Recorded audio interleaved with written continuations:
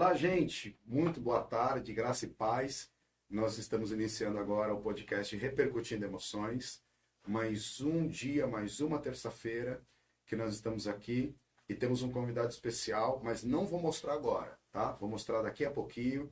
Vou deixar você um pouco ansioso, você um pouco ansiosa, antes da gente mostrar o nosso convidado. O tema de hoje é: a guerra de Israel seria o fim dos tempos? Nós vamos falar basicamente a respeito desse tema e nós vamos abordar um pouco sobre a escatologia, o livro do Apocalipse, o tratado das últimas coisas. Mas antes, eu quero agradecer aos nossos dois novos patrocinadores. A Kézia vai colocar aqui para você poder ver, tá bom? Para você colocar a imagem, a capa aqui do nosso patrocinador, dois novos. A gente precisa falar um pouco sobre eles, né? São duas lanchonetes, pessoal. Dois patrocinadores que agora nos abraçaram. Nós estamos aqui e vamos mostrar aqui na tela os nossos dois novos patrocinadores. E desde já eu quero agradecer de coração aos nossos patrocinadores que estão aqui, já vão fazer parte do time, vão fazer parte da nossa equipe. Nós temos também o nosso segundo patrocinador, que também nos procurou. Desde já eu quero que Deus o abençoe, que Deus o honre e que Deus possa prosperar esses nossos patrocinadores. Ó, estamos crescendo, gente, graças a Deus, com a bênção de Deus. E desde já, nesse momento, eu quero desde já apresentar o nosso convidado, pastor Thiago Maduro, que ele é um pastor, um expert, pessoal, a respeito da escatologia. O cara manja de teologia e principalmente de escatologia. Escritor de livro, um rapaz, um pastor muito dedicado na leitura da Bíblia Sagrada. Pastorzão, fale pra gente desde já as suas primeiras considerações. Boa tarde a todos, que Deus abençoe a todos. Muito agradecido pelo convite, meu amigo pastor Diogo Oliveira. Tenho por certo que será uma tarde extraordinária, porque o tema é muito quente, o tema é muito poderoso, o tema é muito extraordinário, a escatologia bíblica, a doutrina das últimas coisas. Então, fique ligado, ok? Faça as perguntas que você quiser, que na medida do possível estaremos respondendo em nome de Jesus. Pastorzão, então vamos já, mão na massa, sem ficar rodeando, vamos pisar na quinta marcha, vamos pisar no acelerador e agora colocar na quinta marcha. A questão é o seguinte, já faz aí mais de 30 dias que nós estamos vendo a guerra que está tendo em Israel. A gente sabe que um grupo terrorista, o Hamas, entrou dentro de Israel, matou mais de 1.000 pessoas, uma barbaridade, fizeram uma atrocidade com crianças, com mulheres grávidas.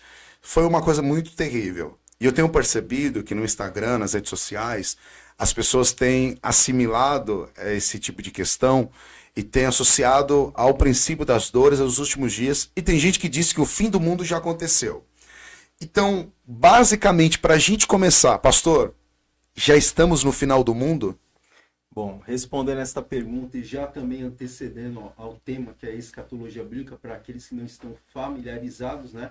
A palavra escatologia bíblica, que vem de duas palavras gregas, significa estudo das últimas coisas. Então, encontraremos a mensagem contida nesta matéria escatologia bíblica, poderemos usar até o termo mensagem apocalípticas, não somente no livro do Apocalipse, mas no sermão profético de Jesus, nas epístolas de Pedro, nas cartas do apóstolo Paulo e no Antigo Testamento também. Em relação à guerra, especificamente desta guerra entre Israel e este grupo terrorista, o Hamas, é um dos sinais do fim dos tempos. Não é ainda, ok, o fim do mundo, mas é um dos sinais que Cristo deixou em Mateus capítulo de número 24, que fala do princípio das dores. Depois, daqui a pouquinho, talvez, pastor Diogo, nós iremos entrar na questão do que aconteceu, ok? Que já se cumpriu em Mateus capítulo 24, o que está acontecendo e o que vai acontecer ainda. Então, esta guerra é mais um dos sinais que foi predito por nosso Senhor e Salvador Jesus Cristo, que haveriam guerras e rumores de guerras. E tratando-se de Israel, claro que vamos deixar isso aí mais para frente, devemos ficar muito de olho, porque Israel é o relógio escatológico do Senhor, devemos atentar para os sinais que saem de Israel.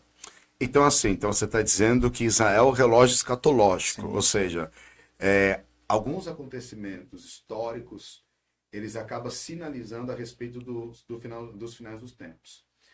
Eu gostaria de fazer uma pergunta, o seguinte, daqui a pouco a gente retorna para Israel de volta. Sim. A escatologia, ela tem que ser interpretada. Existem linhas de interpretação de escatologia, ou tem que ser curto e grosso, ao pé da letra, a interpretação dela da forma que eu leio. Por exemplo, a respeito da besta que subiu do mar. Vai ter besta que vai subir do mar?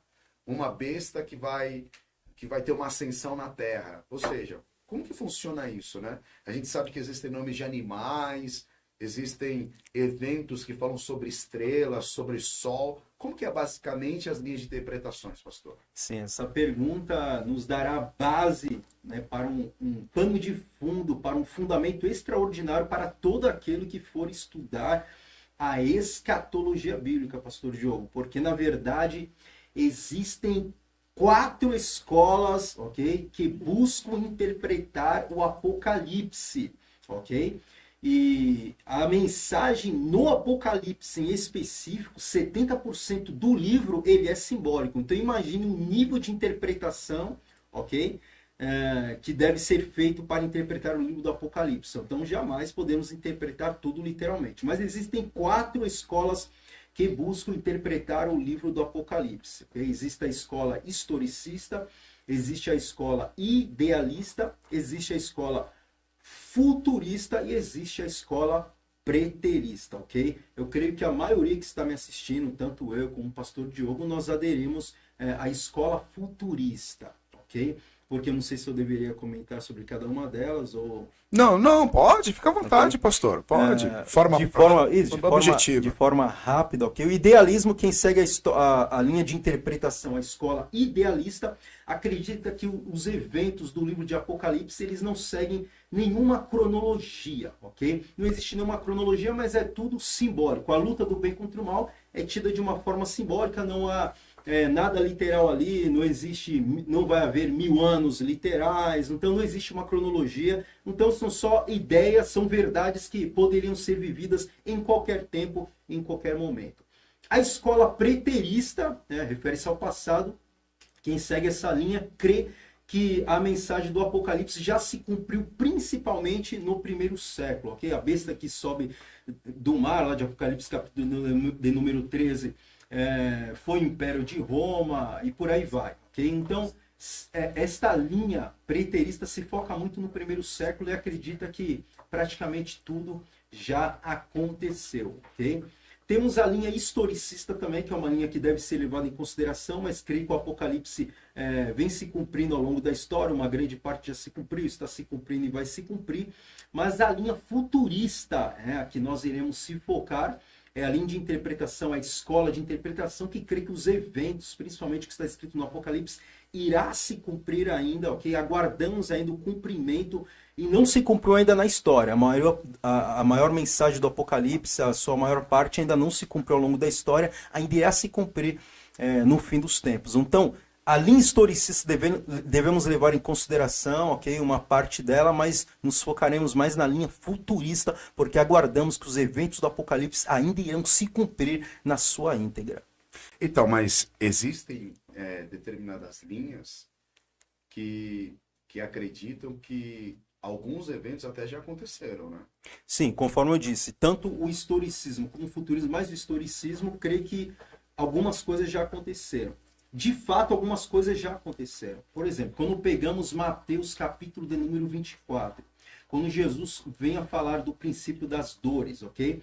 Ai das grávidas, das que amamentarem naqueles dias, orai para que a vossa fuga não aconteça no inverno e nem no sábado. Nós já sabemos que isto já se cumpriu, não tem nada a ver com a vinda de Jesus. Por quê? Orai para que a vossa fuga não aconteça no inverno nem no sábado. Como assim? Quando eu era criança até ouvia algumas interpretações muito errôneas. Como assim? No sábado nem no inverno? Se Jesus voltar no inverno, se Jesus voltar no sábado? Não, ali está falando da fuga, da perseguição, do cerco que iria ocorrer e que ocorreu no ano 70, quando o general Tito Vespasiano cercou Jerusalém e começou a se cumprir aquilo que Cristo disse em relação ao templo, quando os discípulos, né, viram o templo da época de Jesus embelezado por Herodes, dizendo: mestre, que grandes pedras, que edificação. Jesus disse: não ficará aqui pedra sobre pedra que não seja derrubado. Isso aí já se cumpriu no ano 70. Ai das grávidas, das que amamentarem naqueles dias, orai para que a vossa fuga não aconteça nem no inverno, nem no sábado. Já se cumpriu também. Porque o cerco ali foi numa quinta-feira, porque o judeu não poderia caminhar mais que 1 quilômetro no dia do sábado.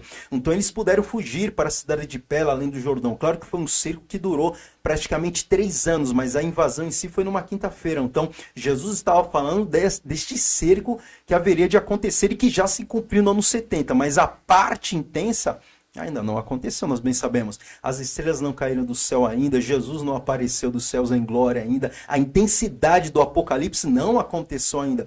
Todos os selos não foram abertos, todas as 7 trombetas não foram tocadas, todas as 7 taças da ira de Deus não foram derramadas sobre a terra. As nações preditas no Apocalipse, catalogadas também pelo profeta Ezequiel, capítulo de número 38, não invadiram Israel ainda para uma intervenção divina que está descrita em Zacarias, que está descrita no Apocalipse.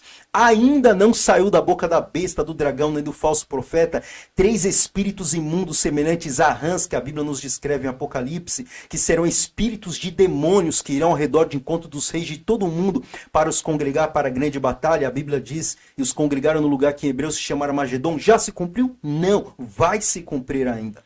Então, os eventos, então, eles acontecem também de forma cronológica, ou não existe uma cronologia exata? Um exemplo. Primeiro arrebatamento e assim sucessivamente. Existe uma cronologia desses eventos no Apocalipse?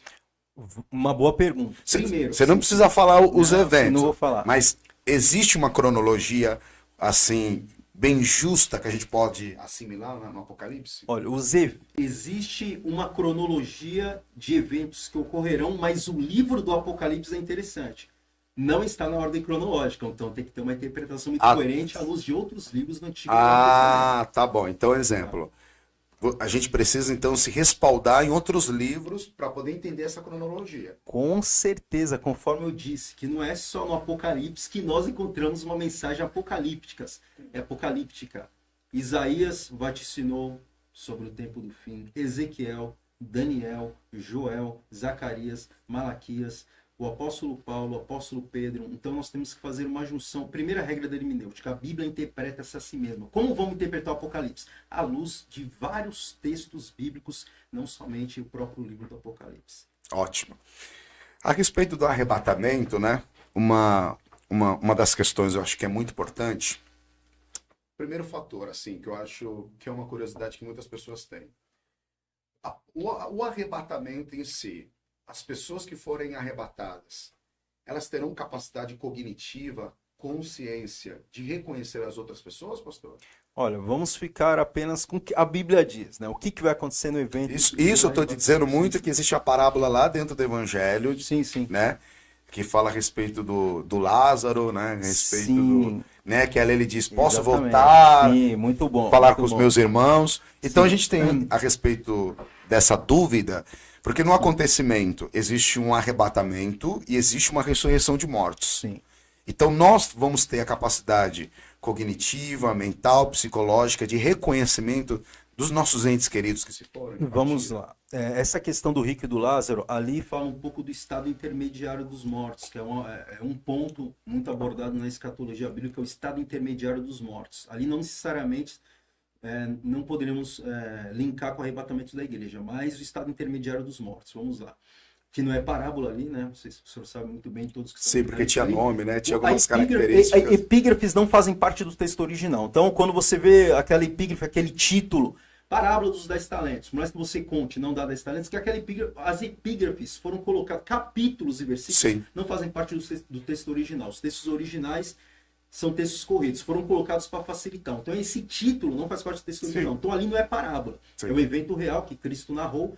Então, o que acontece? Que não pode ser linkado com o arrebatamento da igreja. Quando aconteceu o arrebatamento da igreja? Exatamente. Haverão 2 ressurreições. A ressurreição dos justos, que não aconteceu ainda, que vai estar atrelado ao arrebatamento da igreja, quando a trombeta tocar. O apóstolo Paulo fala, isso é desenvolvido em Apocalipse, profetizado pelo profeta Daniel no capítulo de número 12. A trombeta toca, profetizado também por Jesus em Mateus capítulo de número 24. Os mortos ressuscitam. Que mortos? Os justos. Okay? Então há uma diferença entre a ressurreição dos justos e a ressurreição dos ímpios, que dar-se-á depois do milênio. Sobre essa questão, desta capacidade cognitiva de reconhecimento após o arrebatamento da igreja, a Bíblia diz que nós iremos nos assentar numa mesa com Abraão, Isaac e Jacó. Então, presumo que não somente um reconhecimento, mas eu não sei quem é Abraão. Nunca vi Abraão. É verdade. Nunca vi Isaac, nunca vi Jacó. Então haverá uma capacidade tão extraordinária, né, que iremos adquirir, que a Bíblia não descreve com clareza. Tá? Mas como a Bíblia diz que o Eterno enxugará dos nossos olhos toda a lágrima, então ficamos apenas com esse ponto que a Bíblia diz. Então iremos reconhecer, óbvio, Abraão, Isaac e Jacó, mas eu posso presumir algumas coisas, mas eu não gostaria de presumir nada, que eu sempre falo essa questão do achismo, sempre deixo de lado. Na nossa opinião, não vale não. Então vamos ficar só com o que a Bíblia diz. Então, se iremos reconhecer entes queridos ou não, bom, a Bíblia não fala. Essa questão do rico e do Lázaro é uma questão de estado intermediário. Quem morre agora está no inferno aguardando o julgamento, e quem morreu em Cristo e os justos do Antigo Testamento, desde Adão até o último que morreu antes de Cristo, estão no paraíso aguardando a ressurreição. Os justos estão aguardando a ressurreição, os ímpios vão ressuscitar também. Os justos ressuscitam no arrebatamento da igreja, a Bíblia diz que a trombeta tocará e os mortos ressuscitarão, e os ímpios, a Bíblia diz em Apocalipse capítulo de número 20, vou citar agora, mas vou voltar, que é um texto extraordinário: bem-aventurado e santo aquele que tem parte na primeira ressurreição, porque serão sacerdotes de Deus e de Cristo e reinarão com ele por um período de 1000 anos. Então não existe vinda de Jesus sem a ressurreição dos justos, e não existe arrebatamento da igreja sem ressurreição dos justos. A trombeta toca, os mortos ressuscitam, os justos. Depois de 1000 anos, os ímpios ressuscitam, que nós vamos falar do outro evento que os ímpios irão participar depois do juízo final. Tá? Então, essa questão de reconhecimento de rico e de Lázaro era um estado intermediário agora, que poderia acontecer. Mas depois do arrebatamento da igreja, o que é que eu vou me lembrar? O que eu não vou me lembrar, como a Bíblia não entra nesse detalhe, ficamos mesmo só com o que a Bíblia diz, Sim. né? Agora, a questão do arrebatamento, Sim. o apóstolo João escreveu na primeira epístola dizendo: filhinho, já és a última hora. Sim. A última hora ele estava falando também a respeito algo que é sobre o Apocalipse, algo sobre escatologia, algo sobre o arrebatamento da igreja. Sim. João escreveu ali para aproximadamente... O quê? 90 anos depois de Cristo, mais ou menos? As suas aí, epístolas por aí, né? Se era a última hora, pastor, por que Jesus não veio ainda? Bom. Porque os tessalonicenses, né? Eles tinham um coração muito ansioso, esperando Jesus Para outro dia, era uma expectativa muito grande, e nós, 90 anos depois de Cristo, já estamos aí há mais de 2000 anos atrás, e Jesus não veio, pastor? Muito boa essa questão, né? E envolvendo os Tessalonicenses, o apóstolo, né, Paulo, ele fala nesse contexto, né? O pessoal estava nem para a vida, aguardo, pensando que Jesus irá voltar a qualquer momento. Ali Paulo diz: calma, não será assim sem que antes venha a apostasia e se manifesta o homem do pecado. Então Paulo, ao qual se assentará no templo, ostentando ser o próprio Deus. Então, peraí. Paulo começou a, pelo menos, dar 2 indícios de sinais que antecederiam a vinda de Cristo: a construção do Beit HaMikdash, o templo sagrado, e a vinda do homem do pecado, do filho da perdição, a qual o próprio Jesus irá destruir, que é o anticristo, né? Mas é interessante essa questão da volta de Cristo, né? Os cristãos ali da época do apóstolo Paulo aguardando para os seus dias. E aí eu quero vos dizer que a volta de Cristo, não estou falando nem da primeira vinda de Cristo, que ele veio em forma humana, há cerca de 2000 anos atrás. Eu estou falando do retorno de Cristo à Terra em glória com os seus santos anjos para julgar as nações. Já foi era propagada desde a época de Adão. Como assim desde a época de Adão? Não, calma aí. Isso. Aí eu quero ver uma pérola. Sim, lindo. Desde o período do Gênesis, Lindo. desde o período do Éden. Nossa. Você está dizendo que tinham sinalizações sobre coisas que iriam acontecer no futuro. Lindo, lindo isso. Não vou remeter ao Éden, mas porque Adão foi expulso do Jardim do Éden e morreu com 930 anos. Sim. Mas Adão não tinha morrido e já era propagada a vinda de Cristo. No meu livro que eu lancei, inclusive, o senhor estava muito bem. Faça propaganda, filho. Opa, Pode fazer um isso marketing. aqui acabou, mas eu tenho alguns Sim, em e-books, né? Sim. Debaixo de todos os vídeos do meu canal no YouTube tem a descrição dos livros que eu tenho. Esse aqui eu vou estar relançando, né? Talvez este ano ainda já está em fase final, que é o arrebatamento preparando-nos para a vinda do Messias. Eu quero trazer um dado histórico aqui, segundo a cronologia do meu livro Arrebatamento Preparando-se para a Vinda do Messias, página 25, eu coloco o dado histórico extraordinário. Por quê? Temos ali as duas genealogias de Caim e Sete, né? E temos ali Enoque, temos dois, né? Em diferentes genealogias. E segundo a cronologia tradicional de Usher, ok? Adão havia sido criado no ano 4004, segundo essa cronologia, tá? Morreu 57 anos antes do arrebatamento de Enoque. Enoque, nós bem sabemos, da genealogia de Sete, que andou com Deus por 300 anos, e com 365 anos não se achou mais, né? Existe uma linha de interpretação que diz que ele foi arrebatado, uma outra diz que simplesmente não se achou mais e Deus o tomou de uma forma misteriosa e extraordinária. Então vamos lá. Enoque teria nascido, pastor Diogo, no ano 3.382, segundo a cronologia tradicional Usher, tá? Então Enoque nasceu no ano 3.382. E aí segura a bomba. Sendo o primeiro ser humano a ser arrebatado, tá? Com 365 anos de idade. Portanto, o arrebatamento de Enoque deu-se no ano 3017 a.C. Então, por essas datas, dessa cronologia, Adão conviveu com Enoque. E o que isso tem a ver? Isso tem a ver que a Bíblia nos diz em Judas que destes profetizou Enoque, o sétimo depois de Adão, pastor Diogo, dizendo: eis que é vindo o Senhor com milhares de seus santos para trazer juízo à terra e condenar a todos os ímpios. No penúltimo livro da Bíblia Sagrada, no livro de Judas, está descrito que Enoque, o sétimo depois de Adão, que eu citei aqui a data que ele foi arrebatado, a qual a Bíblia diz com 365 anos de idade, que conviveu com Adão por alguns anos, ele já havia profetizado sobre a segunda vinda de Cristo em glória. Então a volta de Cristo vem sendo propagada com intensidade profética há mais de 5.000 anos. Rapaz, há mais de 5.000 E anos. eu e você não vamos propagar em pleno século XXI, ano 2023, com sinais intensos. A volta de Cristo.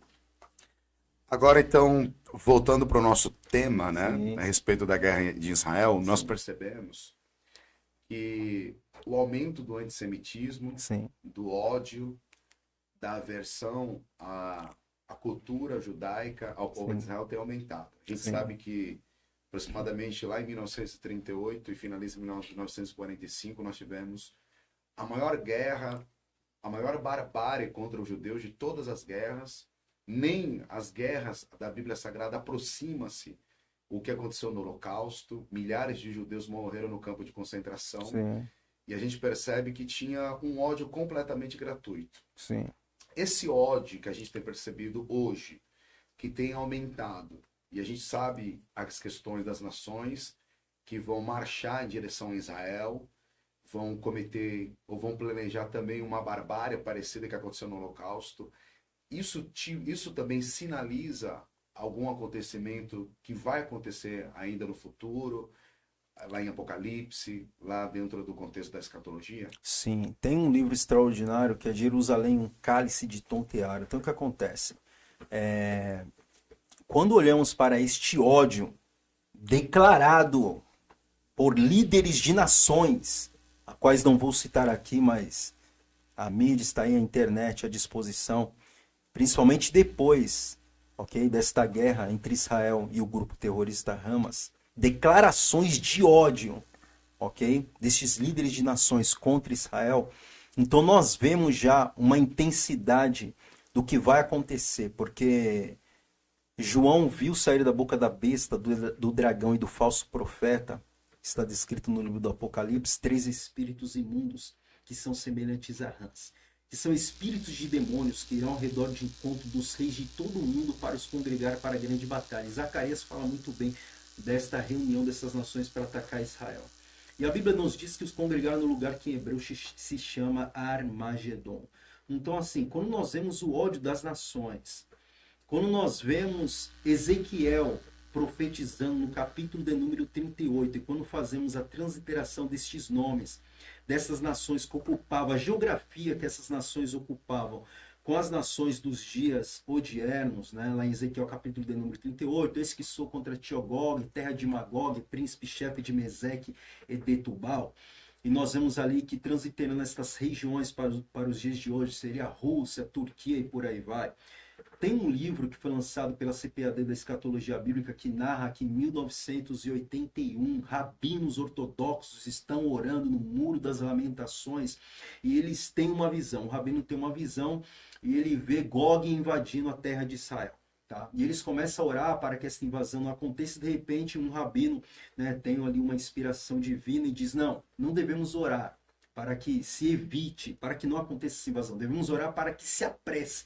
Porque quando a Rússia e a Turquia estiverem prestes a invadir Israel, era para todos os judeus vestirem suas vestes de sábado, porque o Mashiach se aproximaria. É claro que, não vou entrar nessa questão agora, mas os judeus ortodoxos que não crê que Jesus Cristo veio, eles aguardam sim o Mashiach e possivelmente o anticristo que possa fazer esta aliança de paz entre Israel e as nações árabes, possa ser, né, o anticristo é uma linha de interpretação escatológica, né, que se existe, mas esta invasão destas nações, Rússia, Turquia, nações do Oriente, a terra de Israel, é uma invasão que acontecerá no fim dos tempos. Então, quando nós vemos o ódio destas nações, e essas descritas aí em Ezequiel pelos seus nomes, Rússia, Turquia, se manifestando contra Israel, não ainda, né, um alarme para atacar Israel, mas já o ódio dessas nações sendo despertado, então devemos sim ficar atentos que é um sinal extraordinário do fim dos tempos. Então, lembrando que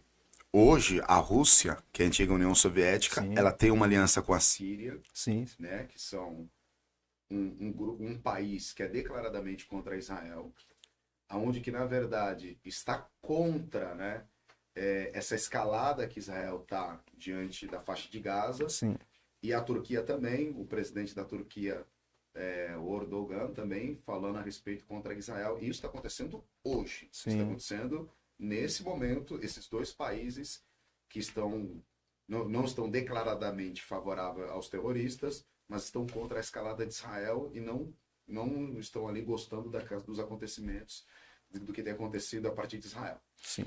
Mas, a respeito do anticristo, a Bíblia Sagrada, também no Antigo Testamento, ela já prefigurava esse tipo de personagem. A gente sabe que existem filmes também que retratam o anticristo, tanto bíblicos como até mesmo feita por Hollywood. Uhum. E a gente sabe que durante muitos anos e décadas, muitas pessoas começaram a apontar um exemplo. Disseram, olha, o Papa fulano de tal, esse é o anticristo. Ó, um político fulano de tal, que é um homem rico, milionário no planeta, é o anticristo. Basicamente, dá uma respaldada pra gente. Sim, sim. O Antigo Testamento prefigura como que é esse anticristo. Ele é um político, ele é uma pessoa de caráter religiosa, é as duas coisas. Dá uma pincelada pra gente, pastor, sobre esse tema. É interessante que quando nós olhamos para o hebraico, o grego e o latim possui o seu alfabeto, possui algumas equivalências numéricas, algumas letras, e o hebraico possui equivalência numérica, né? O grego também. Então, nós vemos um pouco do perfil do anticristo, ok? Por exemplo, quando a filha de Jacó, ela é violentada, estuprada, né? Diná, por um homem que se chamava Siquém, filho de Remor. Então, quando nós pegamos cada consoante hebraica, ela possui uma equivalência numérica, né? O Aleph vale 1, o Bet vale 2 e por aí vai. Chegando até o número 400, que depois do 10 damos um salto de 10, 20 e depois numa outra sequência 100, 200, 300, 400. Então, assim, quando pegamos a expressão Siquém, filho de Remor, que tirou a virgindade, desflorou Diná, que era virgem, e é interessante que Siquém, filho de Remor, porque quando falamos do anticristo não tem como desassociar o que está escrito no Apocalipse. Aquele que tem sabedoria calcula o número da besta. Né? Porque o anticristo ele leva o título de besta no Apocalipse. Porque o seu número é 666. Então não tem como desassociar o anticristo do 666. Né? Então, se quem filho de Emor no hebraico na equivalência numérica é 666. Então aí nós vemos um pouco do perfil do anticristo. Né? Vemos Nero César também, tá? Quando nós pegamos a palavra Nero César no grego, também dá 666. Alguns títulos do Papa, tá?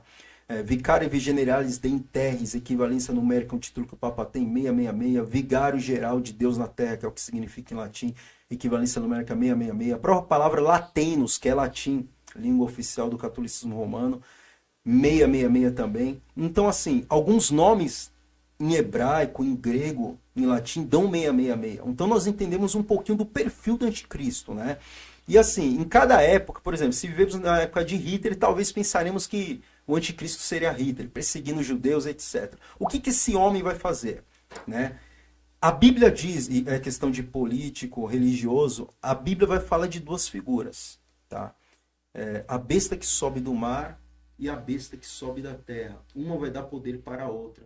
Então nós temos ali praticamente um líder meio que político, e nós temos ali um líder meio que religioso. Não, tá? então são duas pessoas ou são a mesma pessoa? Não. Um é o líder político, vamos dizer assim, e outro seria o líder religioso. Tá? Então, poderíamos dizer, quem vai ser o anticristo? Essa questão esquece. Eu vejo atualmente pregadores até falando de presidente, citando nomes, não tem cabimento, porque não tem como saber agora. Agora não tem como saber. Tá? Simplesmente, o apóstolo Paulo vai falar que a volta de Jesus não acontece sem o homem da iniquidade, tá?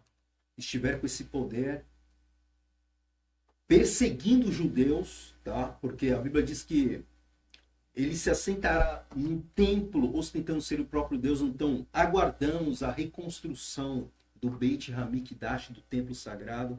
Então, numa linha de interpretação escatológica, o anticristo faz uma aliança de paz com Israel, aí os judeus voltam a sacrificar no templo, volta o templo a ter tudo que acontecia no templo do Antigo Testamento, e aí em algum determinado momento ele quebra a aliança, tá? E passa a perseguir os judeus. Tá, e depois então, da perseguição aos judeus, uma perseguição muito intensa aos cristãos. Então vamos por partes.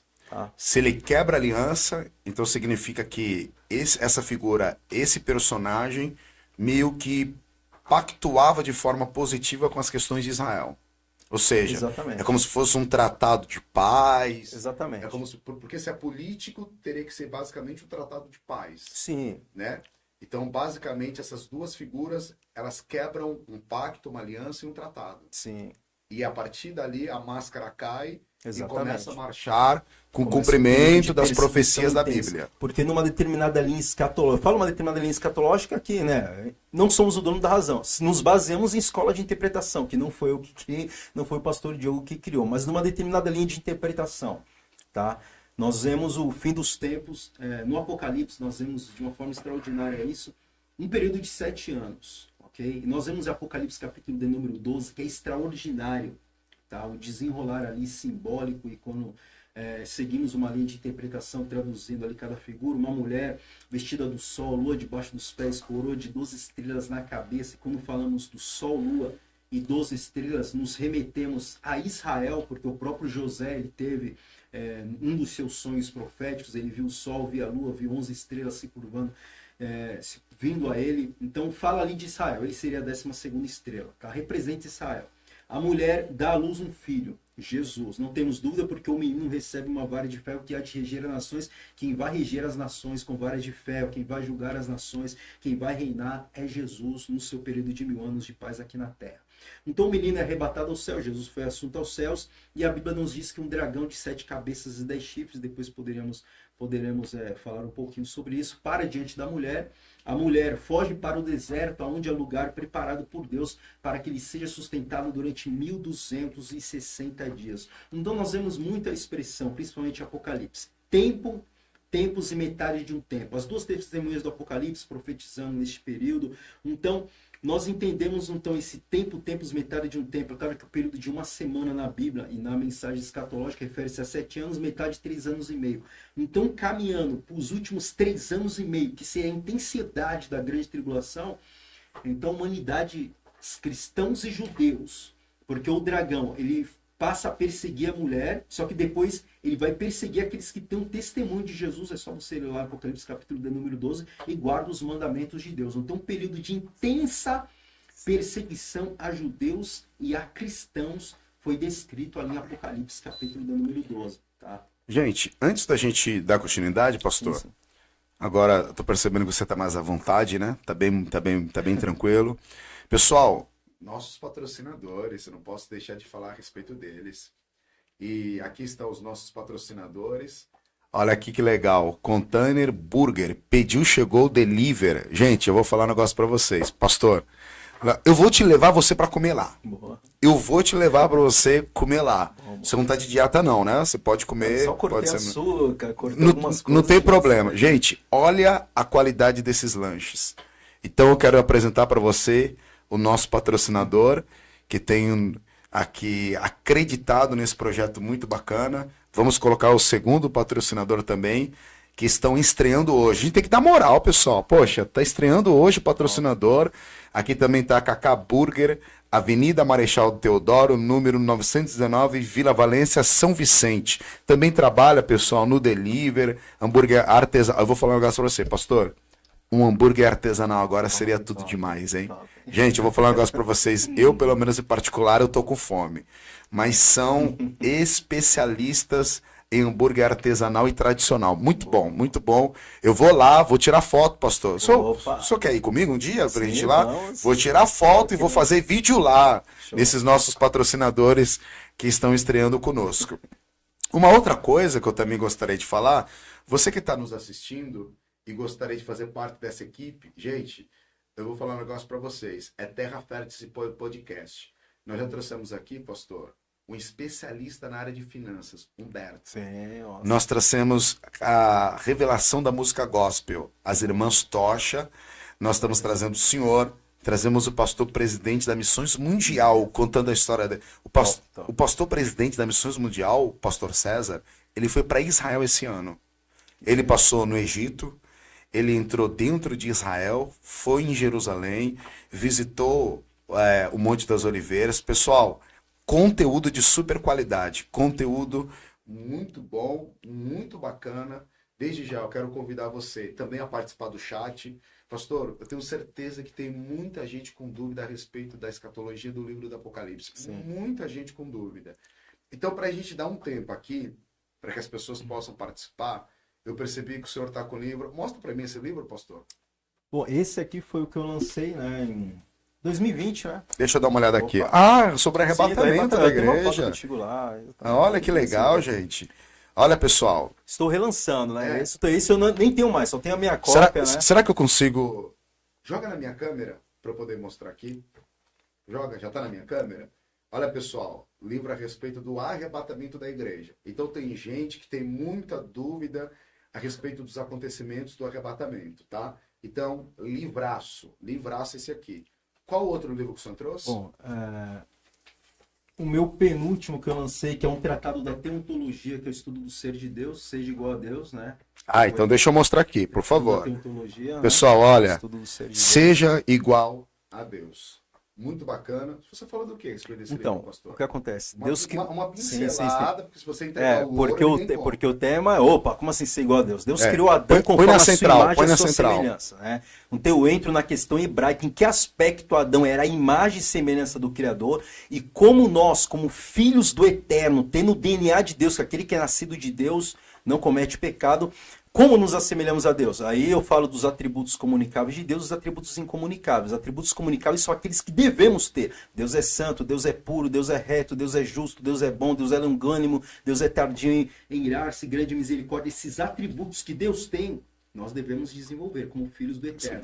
Caráter. Atributos comportamentais. Comunicáveis, exatamente. Os incomunicáveis não tem como. Sim. Só Deus tem, Deus é onisciente, onipresente. Então eu entro nessa questão, em que aspecto devemos nos assemelhar ao Criador como filhos do Eterno. Então, basicamente, isso aqui é um devocional devocional e é o livro que eu uso na minha matéria, que eu tenho disponível, que eu estou com curso de teologia online, que eu já tenho essa matéria disponível, Teontologia, que eu estudo do Ser de Deus. Esse é o livro base para esta matéria da teontologia, que eu uso nos cursos de teologia, é esse livro. É um devocional, óbvio. Sim. Tá? E sabe o que eu percebi aqui, pessoal? Deixa eu ver quantas páginas tem aqui, pastor. 65 páginas. Pessoal, leitura rápida, hein? Leitura rápida. Aqui é mão na massa. Leitura rápida. Dá para você maratonar em pouco tempo. Tem gente que cansa em ler livros muito longos, com páginas muito grandes. Mas aqui, pessoal, rápido, hein? Leitura rápida. Sim. E o terceiro? Esse é o último, que na verdade é o quinto, né? Porque o primeiro foi aquele As 12 Profecias de Abraão. Eu tenho um arrebatamento devocional que a editora abriu falência, não tenho mais. Então, o arrebatamento seria o terceiro, esse seria o quarto, esse seria o quinto, né? Deus não é machista. Então, eu fui numa questão muito do hebraico para tentar entender a questão, e eu só indo para o hebraico que eu entendi, né? Quando o Eterno, ele pune Eva, uma das punições do pecado foi o quê? A submissão da mulher ao marido, que é mal interpretado hoje em dia. Como assim? Sobre ti será o seu desejo e ele te dominará. Então dá a entender que antes da queda, Adão e Eva estavam no mesmo patamar? Sim. Então, como consequência, uma das consequências de Eva, isso aí não adianta movimento feminista, uma das consequências da mulher foi ser submissa ao marido. Só você sabe que você arruma uma briga, né? Opa, não, isso é normal, né? Então tá bom, vamos lá. Só que você só consegue entender essa submissão. É claro que eu vou para o Novo Testamento para você entender, tá? Mas você só consegue entender à luz de um outro versículo, que é a espinha dorsal, que eu não vou entrar aqui, que eu traduzi todo do hebraico. Sério? Tá? Não sozinho, mas com um expert, um hebraísta extraordinário, e ele inclusive me autorizou a usar o artigo dele, que é pesado, porque você só... Aquela passagem, quando o Eterno vai falar com Caim, quando Caim mata Abel, e Deus chega para Caim e diz... E nós interpretamos isso de uma forma totalmente... Bem sabemos que João Ferreira de Almeida cometeu pelo menos 2 erros de tradução, né? Então aqui eu vou direto no hebraico. É só qualquer um pegar o texto hebraico... Na raiz, na fonte, na fonte. Não tem interpretação, é hebraico. Traduziu é isso e acabou. Então não tem debate. Não tem debate mesmo. Então. Aí hebraico não tem, em grego é tradução, acabou. Não tem essa. Então quando você pega aquele texto, né, que o Eterno chega para Caim e diz... O pecado jaz à porta, e sobre ti será o seu desejo, e ele te dominará. Então nós interpretamos o que? O pecado está batendo na porta do nosso coração, não tem nada a ver com isso. Então você só consegue interpretar essa submissão da mulher com este versículo bíblico embutido em Gênesis, e no Novo Testamento vai mostrar, tá, essa questão que Deus é a cabeça de Cristo, Cristo é a cabeça da igreja, o marido é a cabeça da mulher, e como deve ser esse domínio do homem sobre a mulher, que não é um domínio de eu ser um ditador, é um domínio que é o mesmo domínio que o filho primogênito tinha quando o pai morria. Ele assumia a responsabilidade pela família. É isso o domínio, só que eu vou para o hebraico, que é a espinha dorsal do livro. Então é um livro extraordinário, Deus não é machista. Que foi prefaciado por quem, pastor Diogo? Apóstolo Jefferson Silvestre, que prefaciou o livro, inclusive, tá bom?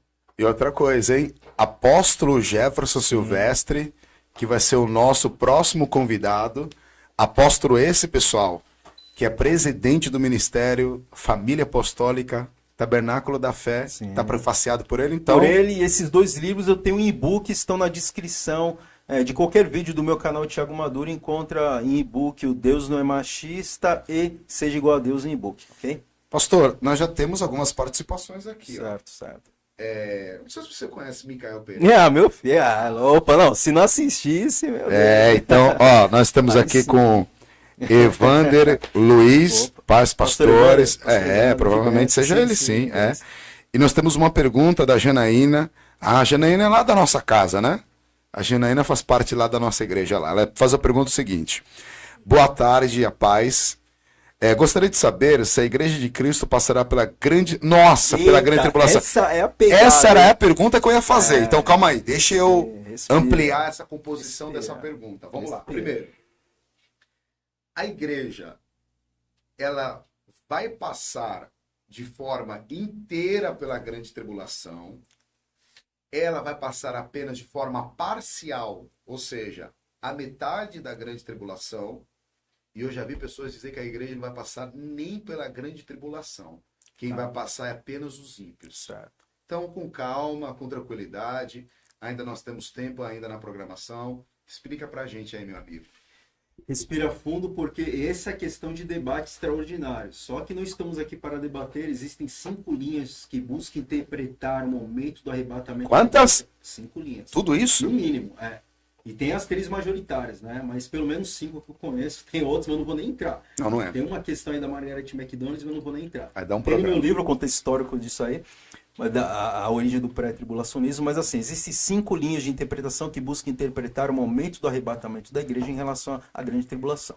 Pré-tribulacionismo, medium meso-tribulacionismo, aquela a linha que crê que a igreja passará até a metade da grande tribulação, o pós-tribulacionismo, interpreta que a igreja passará por todo o período da grande tribulação, arrebatamento parcial, tá? Que a igreja seria arrebatada em momentos oportunos, tá? Então, um momento só arrebatado, daqui 2 dias você é.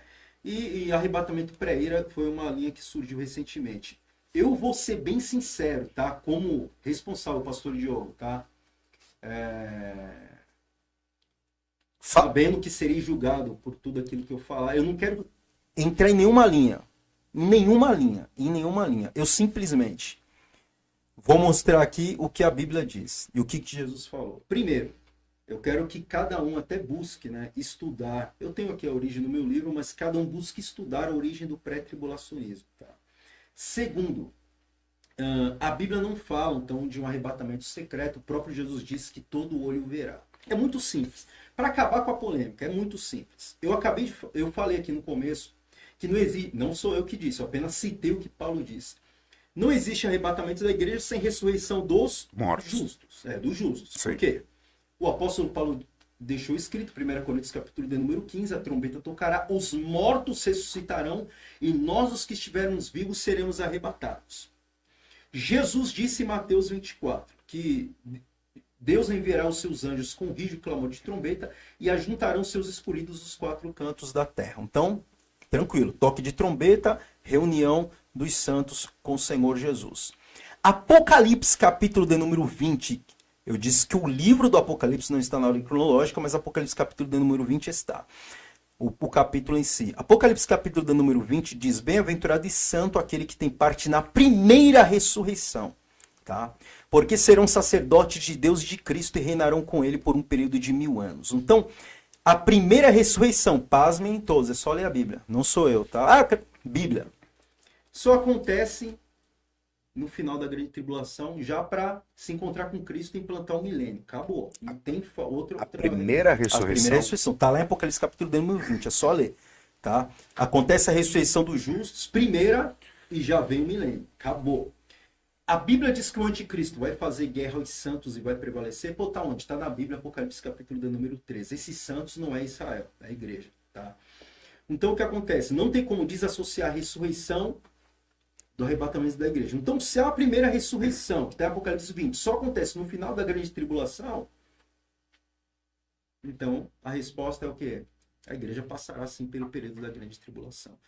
Ah, mas João viu uma multidão no céu. Esses são os que vieram da grande tribulação? Sim, ali não foram os que foram arrebatados, é a multidão de mártires, tá? Multidão de mártires esta que um dos selos é aberto e existem almas ali clamando diante do altar de Deus, dizendo: até quando não vingas e julgas nosso sangue dos cabidos sobre a terra. E foi legítima uma palavra de consolo dizendo que era para aguardar para que se completasse o número de mártires. Então, a Bíblia nos mostra Jesus, o apóstolo Paulo, o apóstolo Pedro, João na ilha de Patmos, os reformadores, todos nos mostram que a igreja passará pelo período da grande tribulação. O pré-tribulacionismo, que é a linha mais aceita, porque é uma linha, né, atrelada ao dispensacionalismo, né, que deu origem a esta linha, a livros como Deixados para Trás, grandes filmes, até saiu no cinema um filme recentemente, segue a linha pré. Tá? Mas assim, do ponto de vista bíblico, com base bíblica, a igreja passará pelo período da grande tribulação, porque eu só tenho a primeira ressurreição no final da grande tribulação. Passará pela grande tribulação. Inteira, não tem inteira. como... Também, porque quando acontece a ressurreição dos justos, o encontro da noiva com Cristo já é para implantar o milênio. Tá? Então passa por todo o período. É mesmo? Do ponto de vista bíblico. Só Não, estou citando o que tudo Jesus bem. falou, Paulo falou, João falou. Não estou defendendo nem o pré nem o pós. Eu estou citando simplesmente o que a Bíblia diz em todo o contexto. Tá? Estou falando do que Jesus falou, da sua vinda, que todo olho verá, que Pedro fala, que Paulo fala da ressurreição dos justos, da volta de Cristo atrelada. Tá? O arrebatamento atrelado à volta de Cristo, não tem eventos distintos, não tem subvolta de Cristo, uma vinda invisível aqui, depois uma visível. Não, é só uma visível e no Apocalipse. É simples assim. Eu sei que é polêmico, é difícil de engolir, é difícil de aceitar, mas é o que a Bíblia diz. Vai arrumar uma confusão, hein? Ah, normal. Vai dar pano pra manga. Aí é o que a Bíblia diz, não sou eu. Já deu pano pra manga isso aí? Vai ter Sempre, que falar em algum lugar sobre esse já assunto? fui em finais de trimestre de escola dominical na Assembleia de Deus e teve irmão que se levantou para ir embora. Assim, eu só cito o que a Bíblia diz, né? Então não tem muito o que... Não é o que você acha. Não o que eu acho. É o que a só Bíblia o que diz. Tá escrito. Eu não tô nem seguindo linha nenhuma. É o que a Bíblia diz. Pastorzão, Estamos meio que já perto, Sim. ainda temos um pouquinho de tempo, mas já estamos na reta final. Sim.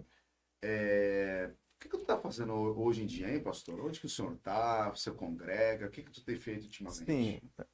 Profissionalmente. aqui é bate-papo, tudo. Tudo. Bom, profissionalmente. Porque sim, eu te conheço, mas tem pessoas Sim, que não sim, te sim, conhecem. sim.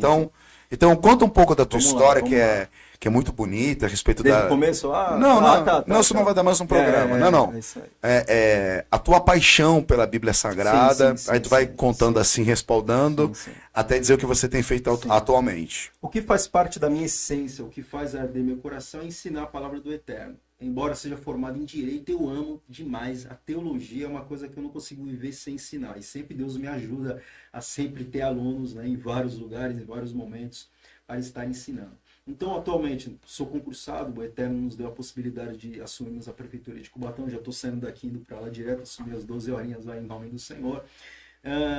Estou trabalhando pesado em cima do meu livro. Eu não vou revelar o nome. Outro? Do Apocalipse, é claro, escatologia, não tem como. Esse é pro fim dos tempos mesmo. Esse é brabo. De escatologia pesada. É a brabo. capa já está sendo feita, o pastor Valdir lá de Santa Catarina Sim. já me entregou uma prévia. Estou aguardando a conclusão, estou trabalhando intensamente nele. Estou gravando o curso de escatologia bíblica online, tá? Temos o nosso curso de teologia online também, né? O Eterno nos deu a escola do Apocalipse, Sim. que é uma escola, só que não somente foca no Apocalipse, mas é uma escola de teologia e já tem online, já algumas matérias liberadas pela plataforma da Hotmart. No final de cada vídeo meu do YouTube tem a descrição ali no link, o link para você acessar. Já a matéria de teologia já está disponível. Estou gravando um curso completo de escatologia bíblica nível 1, tá? Então, assim...